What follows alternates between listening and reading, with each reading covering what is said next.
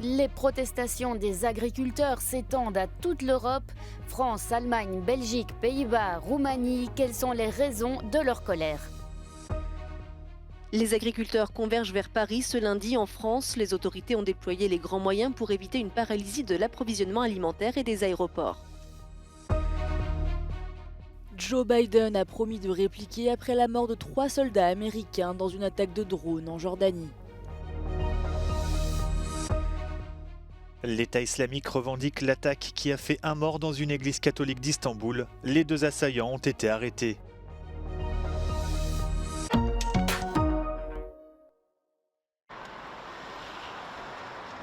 La mobilisation des agriculteurs européens ne faiblit pas. En tout, une quinzaine de pays membres de l'Union ont connu au cours des 18 derniers mois des manifestations de grande ampleur. Tout est parti des Pays-Bas, avec des rassemblements contre le projet du gouvernement de réduire les émissions d'azote à travers la réduction du cheptel. Même mot d'ordre en Irlande ou en Belgique. En Roumanie et en Pologne, les agriculteurs dénoncent les importations de céréales ukrainiennes non taxées qui déstabilisent les marchés locaux. En Allemagne, les professionnels s'emportent contre la fin en 2026 d'un avantage fiscal sur le gazole et les standards environnementaux de l'Union. Le mot d'ordre est sensiblement identique en France.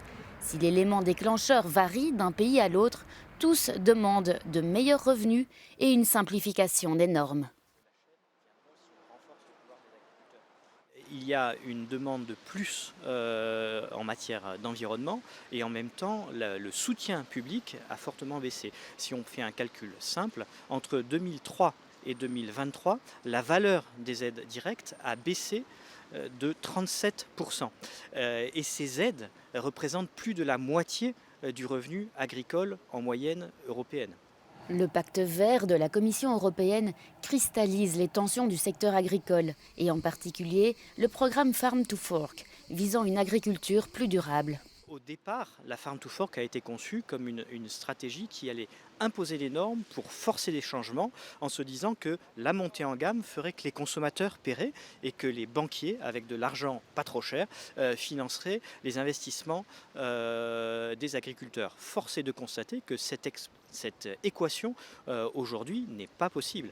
Les consommateurs aujourd'hui désertent les produits plus chers et on voit le secteur du bio en grande difficulté. Et aujourd'hui, la période de l'argent facile qui aurait permis des investissements n'est plus là, elle appartient au passé.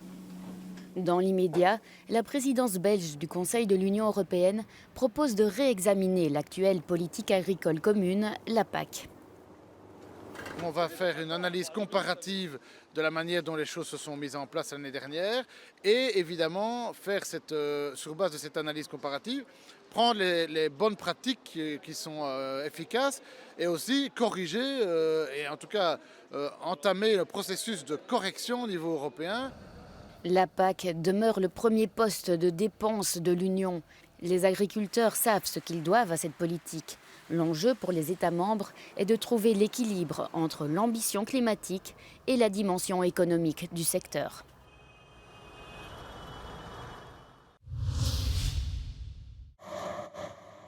Les agriculteurs convergent en direction de Paris ce lundi en France. Une journée de mobilisation d'ampleur dans la capitale à l'appel des principaux syndicats de la profession. Un siège prévu à partir de 14h qui doit s'organiser autour de 8 points de blocage dans l'agglomération. Déjà ce matin, les tracteurs ont gagné les axes routiers et multiplié les opérations escargots sur le territoire. Les annonces du gouvernement français de ces derniers jours n'ont pas réussi à calmer la grogne paysanne. Les autorités veulent éviter une paralysie des points névralgiques en Île-de-France et déploie les grands moyens. Donc pas de tracteurs qui rentrent dans Paris ou dans les grandes villes de province. Pour ce qui concerne l'Île-de-France, le fait que le marché de Rungis International puisse continuer à fonctionner et également les grands aéroports parisiens, Roissy et Orly, et c'est aussi le cas des aéroports provinciaux. Donc cette position défensive amène à utiliser des moyens très importants. 15 000 policiers et gendarmes sont mobilisés pour pouvoir garantir cela. Une colère qui fait écho à la mobilisation observée dans d'autres pays d'Europe, comme en Italie, où des blocages ont paralysé la Sicile la semaine dernière. Des manifestations se sont aussi tenues en Allemagne, aux Pays-Bas ou encore en Grèce, avec toujours des revendications sur le poids des charges, la rémunération et la concurrence internationale.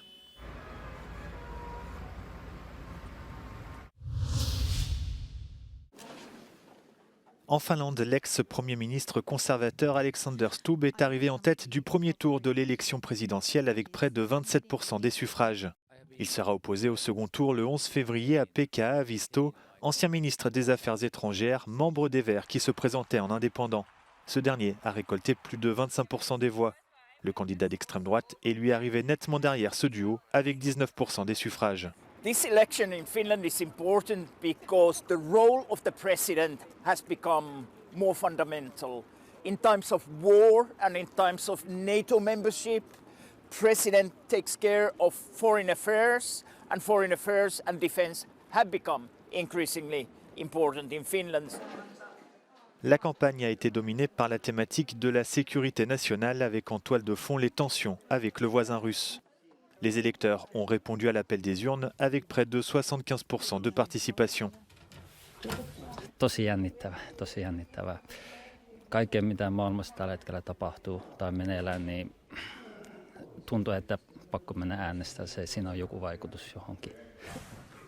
Alexander Stubb et Pekka Haavisto défendent tous les deux l'indépendance de la Finlande et son nouveau rôle en tant que membre de l'OTAN. Le vainqueur succédera au président sortant Sauli Niinistö, qui se retire après avoir atteint la limite de 2 mandats de 6 ans.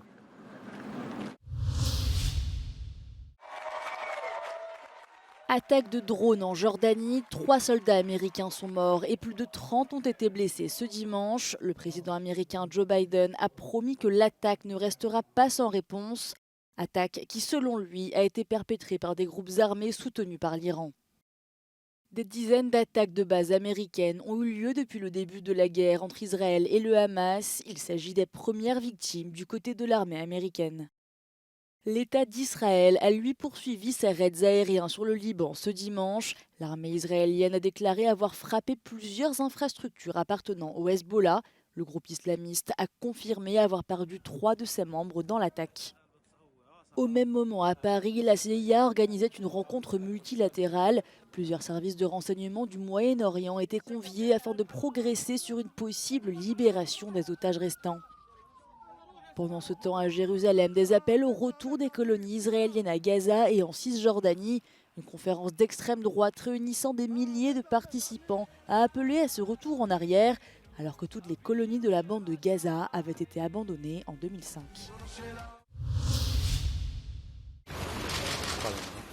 Ce lundi, Rome reçoit plus de 25 chefs d'État africains lors du sommet Italie-Afrique initié par la chef du gouvernement italien Giorgia Meloni, qui a déclaré vouloir écrire une nouvelle page dans les relations avec le continent africain en parlant d'égal à égal avec les dirigeants des pays d'Afrique. La première ministre d'extrême droite a présenté une série de projets qui, selon elle, créeraient les emplois et les conditions nécessaires pour que l'Afrique devienne un exportateur majeur d'énergie vers l'Europe. Un revers électoral pour l'AfD en Allemagne. Un candidat du parti d'extrême droite a essuyé une défaite lors du scrutin qui s'est tenu ce dimanche en Thuringe, alors qu'il était arrivé en tête lors du premier tour face aux représentants de la CDU. Ces élections ont déjoué les pronostics dans une région considérée comme un bastion de la formation politique, où le parti avait remporté pour la première fois l'administration d'une collectivité territoriale l'an dernier. Un scrutin aux allures de test donc, à l'approche des élections européennes du mois de juin et des régionales qui se tiendront dans plusieurs länders en septembre prochain. 2 assaillants masqués ont ouvert le feu dimanche dans une église catholique italienne à Istanbul, faisant un mort. Les autorités turques avaient dans un premier temps estimé que l'attaque semblait viser une personne en particulier avant que le groupe djihadiste État islamique ne revendique l'attaque. Dans la soirée, le ministre turc de l'Intérieur a indiqué que les 2 assaillants qui tentaient de fuir avaient été arrêtés. En décembre, la Turquie avait arrêté 32 membres présumés de l'État islamique, soupçonnés de préparer des attentats contre des synagogues, des églises et l'ambassade d'Irak.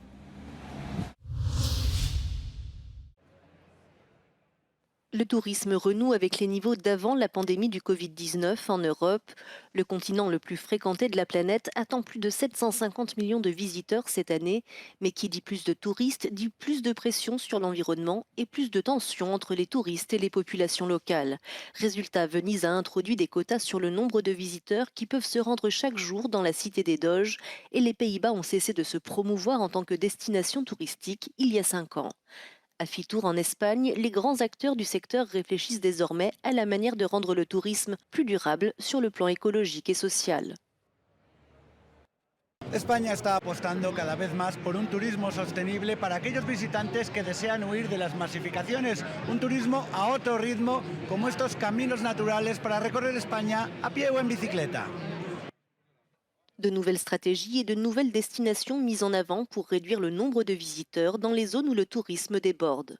Estas concentraciones suelen darse sobre todo en zonas de costa en periodo estival. Lo que estamos tratando de poner en valor es otro tipo de producto que se puede consumir a lo largo de todo el año y no solamente el producto de sol y playa, ¿no? Como puede ser el turismo de naturaleza, el turismo de ciudades, el turismo gastronómico, el turismo cultural.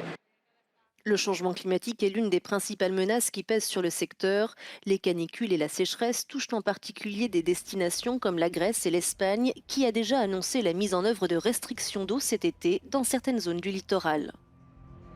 Primero, hacer viajes más sostenibles. Y para hacer un viaje más sostenible hay varias maneras de hacerlo. Primero es asegurar que los aviones cuando pueden utilicen el fuel más sostenible de aviación que se puede encontrar en el mercado. D'après des estimations, le tourisme contribuerait à hauteur de 8% des émissions totales de gaz à effet de serre. Pour assurer sa pérennité, le secteur doit donc relever un défi, réduire son empreinte carbone.